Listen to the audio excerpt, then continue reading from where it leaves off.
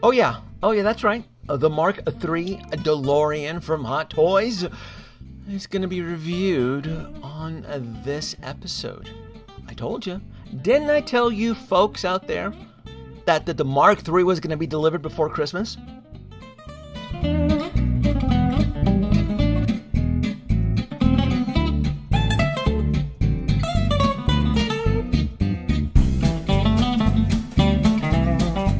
I told everybody, nobody would believe me, that the Mark III DeLorean from Hot Toys would arrive on or before Christmas. Well, it did for me. I've been good. Santa loves me. This is the Mark III DeLorean A and B version. We're going to go through that in this video, folks. We're going to do an unboxing review, all sorts of fun here, because this is special for me. You folks out there know I worship Back to the Future, specifically the DeLorean. And Hot Toys, man, they don't hold back on this. They present a unique and wonderful experience. Now let's get rid of this box, because this is going to be the DeLorean that I'm going to be USB hacking. Yes, I'm going to be doing a little bit of modification. Nothing serious like the Mark II, but this one absolutely will be modified in some way or another. We'll discuss that in this video. Let's get rid of the Velcro. Beautiful artwork here. I'm going to save the artwork. Styrofoam container can go in the trash, but I'll save the instructions. I love this colorful artwork here. I also like how it doubles as the instruction. It kind of tells you where to put the batteries, how to install Mr. Fusion, etc., etc. The batteries and the wheels, because this is different though. This version of the Mark III, A and B version, A with the white wall wheels, but B, I'm more interested it's with the railroad wheels, and I'm analyzing the wheels here, and I'm studying it because you folks know, a few years back I did my own 3D printed conversion of the Mark I into the Mark III, and I gotta say though, my buddy Thomas, which I'm still in contact with, did a very good facsimile job of the wheels, very very close to what Hot Toys produced. And this little blister container here has Mr. Fusion. It has the hubcaps for the wheels. It has the train speedometer, the clock. These hubcaps are I don't know how screen accurate they are. I'm actually more concerned about the strength of the magnet. I don't think the magnet on the actual hubcap is strong enough. Now the railroad wheels there, the little magnet bits are pretty secure. I'll get those out of there. And there is an attachment right below for the speedometer, so when you're on the train track. You know what is missing from this pack? It's the fire logs. For some weird reason, and I don't know if it's the Mandela effect, I shit you not, I honestly thought they were going to include the fire logs, the 3 different color fire logs, which is so weird that it's not included. Maybe they did. I'm going to have to go. If you folks remember, did they, during the prototype, did they tease it? Oh, you know what? Maybe it was it with Marty? Maybe it was included with the Marty figure, with the Marty Western Hot Toys figure. But I just remember that version of Marty just coming in with the hoverboard and the photo of the cemetery tombstone and the photo he took with Doc Brown when he was in front of the actual clock. Now this is impressive. This right here, this is what really sets this DeLorean apart from the other two, and it's the circuit board on the hood. And I 3D printed my own, but I got to tell you, I didn't even come close. Maybe less than half. This is wild. The amount of detail right here that they added on. The vacuum tubes, the period piece wiring, the capacitors. This right here, this is the gem. I tried desperately to come close to this, but man, when I 3D printed my own, this is incredible. The only thing that's missing from the actual circuit board on top of the hood is that the wooden crate should have the Pepsi Cola as a Pepsi, should have the Pepsi logo on it. But other than that, though, man, that's 99% spot on. Let's go ahead and get this, pop it on here. Now, I'm going to be doing a lot of field testing with this, so the USB port underneath works, but for the review of this video and for on the site testing, I'm going to want batteries.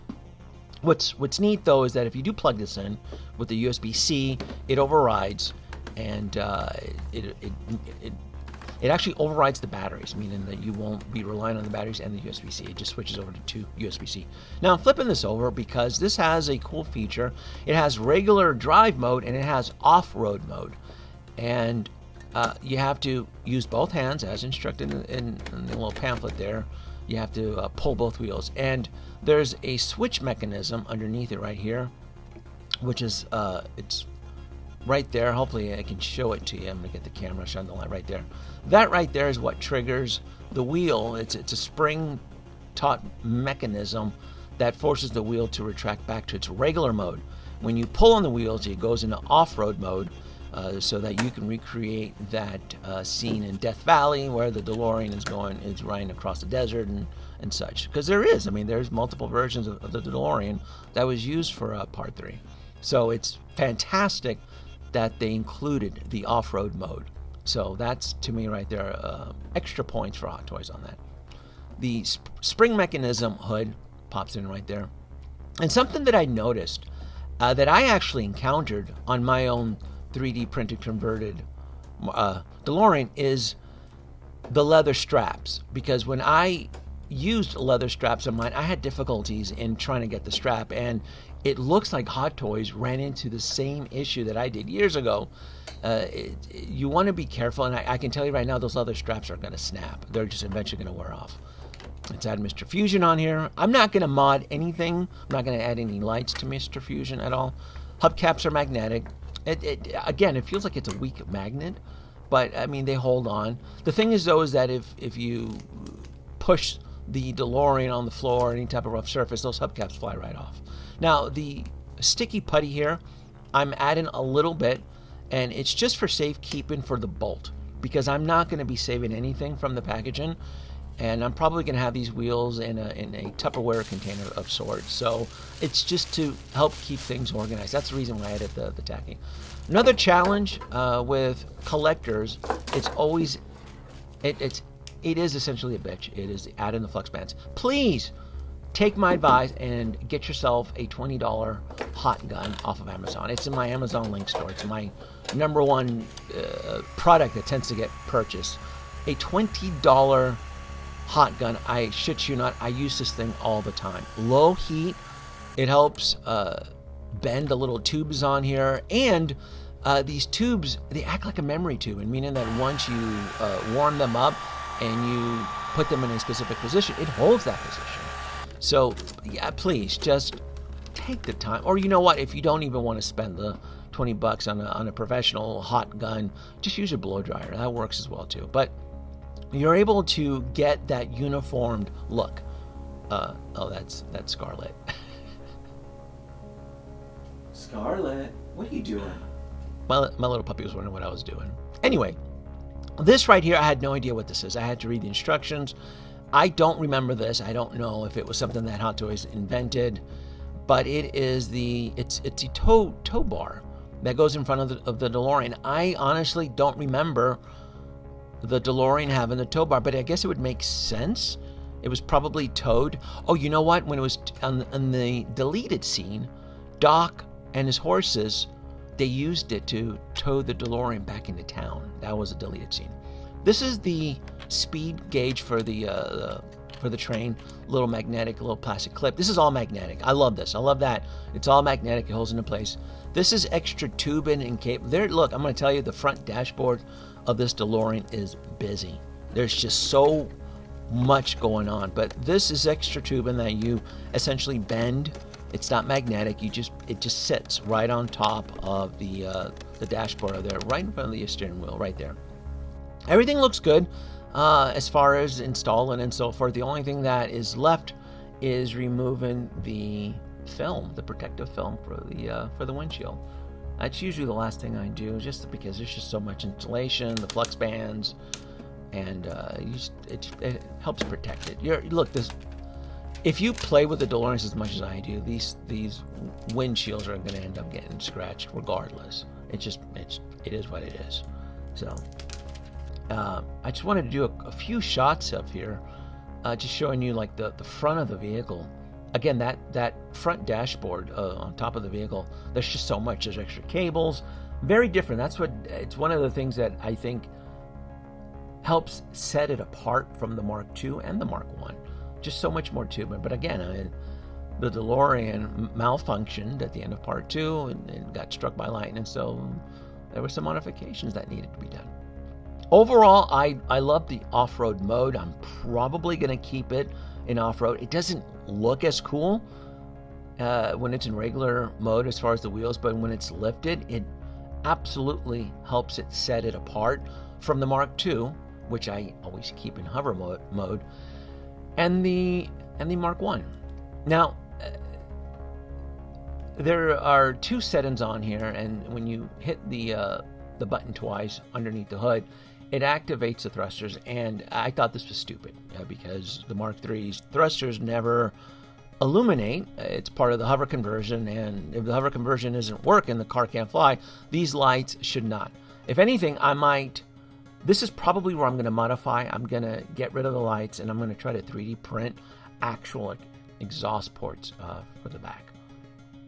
So that's probably where a lot of it's probably because it shouldn't light up. It shouldn't light up at all.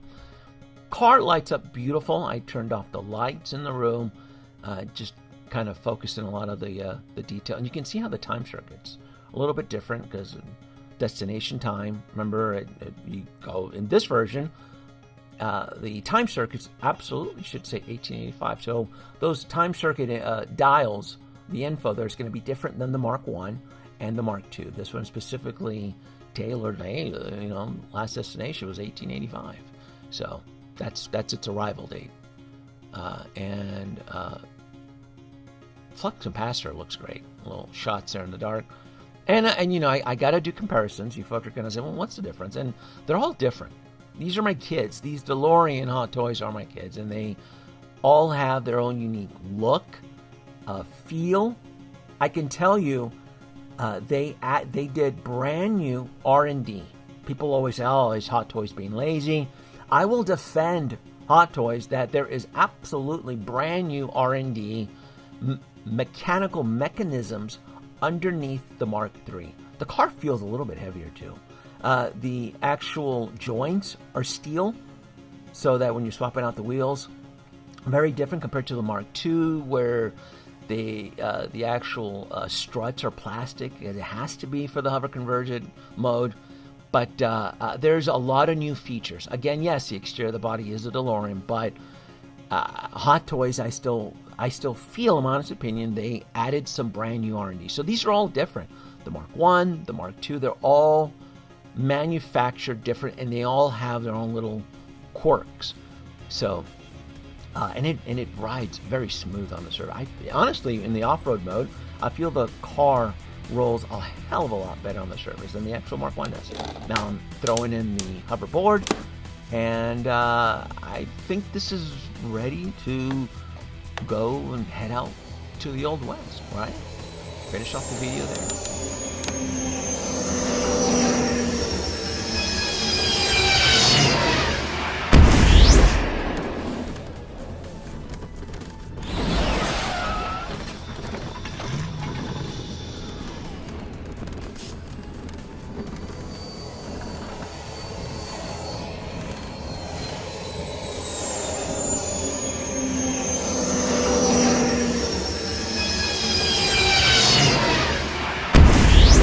There is something magical and cool about having this vehicle in a Western motif setting, and it's just, I couldn't help myself. I'm like, you know what?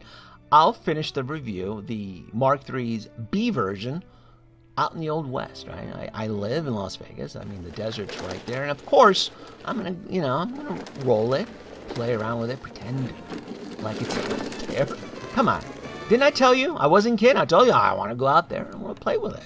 I want to roll with it, damn it. It is a fun vehicle. And plus, I love all the dust and the dirt that as I'm rolling it on the ground. Swapping out the railroad wheels, it's easy. One screw pops in and out, and I love the look. It rolls beautiful, very, it feels very firm. It is a firm build. Now, what you're looking at here is my modified railroad track. Now, that is an aluminum extrusion rod, painted, and I added some rust coloring effect to give it that rustic look. Now, what you're going to see on the video is my very first time. I did not test this. I didn't test this at home. This is based on the actual measurements from the railroad tracks, the actual planks that were 3D printed and made by me by my buddy Thomas from the first video. All I did is I swapped out with the aluminum extrusion rods because I thought if this works and it looks cool, I can add more and make it even longer. And I got to tell you, this is fun as shit. I honestly regret as I'm testing out the track and I'm pushing it back and forth, I go, damn it, I should have bought more tracks. Because I was very 50-50 this would work, and by Jove, it works. Not only does it work, it looks cool as shit. I'm like, man, I should have bought more. And I mean, and that's the cool thing. The aluminum extrusion rods are very cheap. You can get them on Amazon. You know, you can get rods for $20-30 and stuff like that. But